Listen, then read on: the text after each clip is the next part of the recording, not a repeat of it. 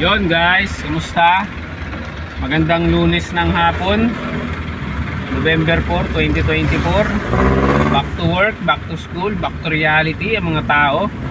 Yung mga umuwing probinsya, nagsiuwi na yan kahapon. Baka ngayon may mga umuwi pa. Ingat kayo, ingat sa biyahe. Yon, kumusta?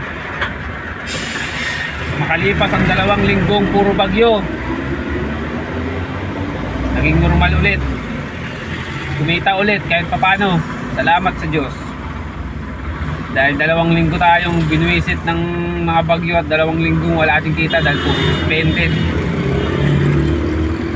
Kamusta? Kamusta naman? Kamusta? Ay! Kahapon na ako nakapag-vlog. Di na ako nakakuha kaninang umaga kasi sunod-sunod. Ikot tayo ng ikot. Siguro mga mag-aalas na siguro 2:30. Mga ganun siguro oras na. Yan. Kumusta guys? Init. Alam nyo ba? May bagyo ulit na parating. Paktay na naman. Yes, may bagyo na naman tayo. Umenter na siya. Nakapasok na sa Philippine Area of Responsibility. Ay, di na tinigilan ng bagyo ang Pilipinas. 3 magkasunod-sunod. 3 linggong magkasunod-sunod, grabe. Pero hindi naman ata ganun tatama dito. Pero kasi, kung Cavite kasi, konting ambon lang, suspend agad eh. Nakakabuisit eh. Ay, nako. Nga pala guys, naka-6 na ikot na ako. Pag-7 na to. Actually, naka 600 na ako na gas. Tatry ko maka 3 ikot, pero ewan ko baka pag wala akong laman, pag walang laman, pataas. Rekta uwi na. Uwi na siguro tayo kasi siguro okay na rin siguro yun. May kumita naman na, pero kasi natry pa rin natin kay papadi dahil sayang naman pataas kasi yung dami ko nakuha din pa uwi dapat kanina naisip ako nung pauwi na ako galing 13 dapat uwi na ako noon, hindi ko na kasi nga marami akong naging sakay papunta dito sa pabahay, kaya yun tinuloy ko na. Ngayon tatry natin dito kung makakapunta tama, okay. Pag hindi, di salamat pa rin. Huwag na nating kalimutan magpasalamat lagi sa Diyos sa mga biyaya ng binibigay sa atin, diba? Ay nako, alam nyo ba guys, may kukwento ko sa inyo saan na ba yun? Ay wala na, nabigyan na ako nga pala, nagas ko na kanina kasi yung 300 kanina, yung pang 600 ko na gas kasi 300 kada 3 ikot ako eh. May nagbayad sa akin 2.20. Sobrang luma na. Grabe talaga. Sobrang luma as in. Sayang. Pala napakita ko muna pala kanina pa ako nag-vlog, pero kasi okay na. Kasi alam niyo naman yung itsura ng perang luma na, di ba? Ay, grabe guys. Kasi isa pa parang nabasa pa tayo dahil may mga itim-itim na siya. May itim-itim na siya na nakadikit sa pera mismo. Grabe.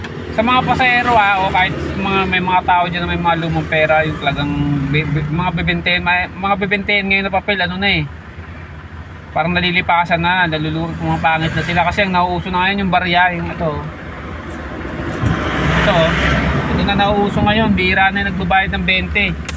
Kaya ang nangyari, yung mga 20 na papel, sobrang luma na. Tulad ng binayad nga sa akin 2 kanina, so mga punit-punit na, tas ang itim na. Guys, sa mga pasahero, huwag nyo naman sanang ibayad yan. Buti may tumatanggap pa na gasolinahan. Pero alam ko talaga kasi galing din naman ako gasolinahan, nagtrabaho ako sa gasolinahan eh. Tinatanggap talaga nila yan kasi yung bangko, kasi yung kita ng gasolinahan diretso yan sa bangko. Yung bangko hindi tumatanggi yan sa kahit luma pa yan, kinukuha nila yan. Pero baka hindi na nila dinidistribute yan mga bangko pag nakukuha nila. Pero sana naman, kasi minsan ewan ko sa ang gas station yun, may napag-asan ako eh, hindi siya tumatanggap ng luma, ng sobrang luma, binalik sa akin. Pero marami pa rin naman tumatanggap. Ewan ko lang sa iba, may alam pa kayo dyan na hindi tumatanggap gasolinahan. Pero alam ko talaga gasolinahan tumatanggap yan. Pero kasi nakakahiya, mga ate kuya, kung may mga ganyan kayo lumang bibentahin, inyo na lang yan. Inyo na lang yan. I-treasure nyo na lang yan, huwag nyo nang ibayad, Diyos ko. Kasi hindi naman namin magamit, hindi naman namin pwede isukli. Tulad ako, hindi ko pwede isukli yun. Nakakaya, ibabalik lang din ng pasahero yun. Nakakaya, meron, kasi talagang luma na siya. May mga pasahero talaga na direkta na prangkay, na tagapaprangkay ka. Kahit ako pagbayaran mo ako, pag suklihan mo ako ng ganon, sobrang luma, babalik ko sa iyo yun. Kasi ako, hindi ko na rin mabibili yun. Kasi yung mga tinda-tindahan, hindi na rin sila tumatanggap noon. Kahit yung mga cashier dyan sa mga, baka sa 7-Eleven o kahit sa Ministop o Alphamart o kahit sa SM, hindi na natanggapin yun Sa gasolinahan na lang talaga. Tsamba naman na yung gasolina na ginagasan ko, tumatanggap pa. Kanina pa 2 beses na ako doon. Bali pangatlong 20 na yun. Bigay ko sa akin, bali 60 pesos na luma. Pero tinatang 60 pesos na luma na 20 Pero natanggap pa rin nila, pero kasi nakakaya pa rin. Kaya sa mga pasahero dyan, inyo na lang yan, huwag nyo nang ibayad.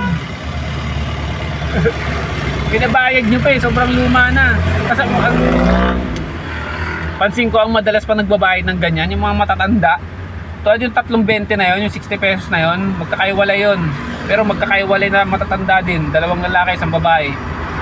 Mga manang, sa kasi 2 si manong, puro matatanda nagbabayad. Tay, nay, inyo na lang yan, huwag nyo nang ibayad dyan.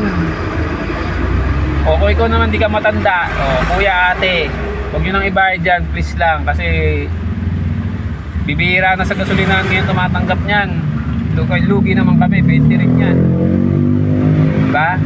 Inyo na lang yan, huwag nyo nang ibayad dyan. O ibayad, hindi lang dito, hindi lang sa pampasayarong sakyan, sa mga tindahan.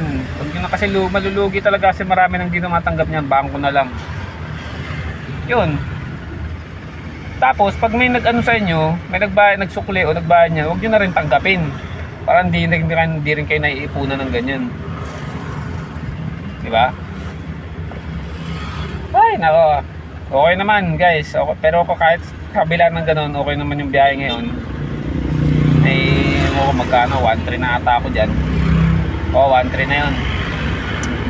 Di ba? Ibang-iba talaga pag normal na araw, yung walang bagyo, yung mainit. Diba, may pasok. Pag-iba sa talagang suspended talagang taghirap taghirap talaga pag suspended. Yun lang guys, yun lang ang vlog ko ngayon. Yun lang naman ang nangyari sa akin kasi nagbabiyahe tayo, hindi naman lagi kada oras, diba, magkuha-kuha, may video. Pero yun lang, pag may pinupuntahan, tatry ko pa rin mag-vlog. Pasensya na ulit, di ko nakunan yung kahapon, lalo na nung binyag talaga, nanginahin talaga ako dun sa binyag na pamangkin ko kay Sedi. Ang dami nangyari nun pero hindi ko nakunan sayang talaga. Ay nako, sana lakasan, tanggalin na ng hiya ako mag-vlog, kasi talaga sayang yung mga napupunta namin, minsan na nga lang may ganun, di ba? Pero yun, sa mga nabubulol ako sa mga nakasubscribe sa akin dyan yung 10 lucky 10 subscriber, maraming salamat. At sa mga nanonood, maraming salamat po. Subscribe na rin kayo kung di pa kayo nakakasubscribe, para naman dumami-dami tayo. Yun lang guys, salamat sa panonood. God bless. At kung may dinadala ka man, may problema ka man, malalampasan mo yan. Kahit ano pa yan, lahat naman tayo may dala-dala, lahat tayo may pinapasan. Hindi lang ikaw, huwag mong suluhin yan. Kung may problema ka, hindi lang ikaw. Kahit ako meron sa ngayon, dami kong bayarin, diba? Hindi lang naman major problem, may mga minor problem din Pero ang pinakapunto doon, hindi lang ikaw ang may problema, lahat tayo. Kaya dasal-dasal lang, God bless, diba? Ingat kayo lagi sa pagbiyahe, kung nasan man kayo ngayon, kung ano man ginagawa nyo, ingat kayo lagi. Yun lang, maraming salamat ulit. See you on my next vlog. Boom!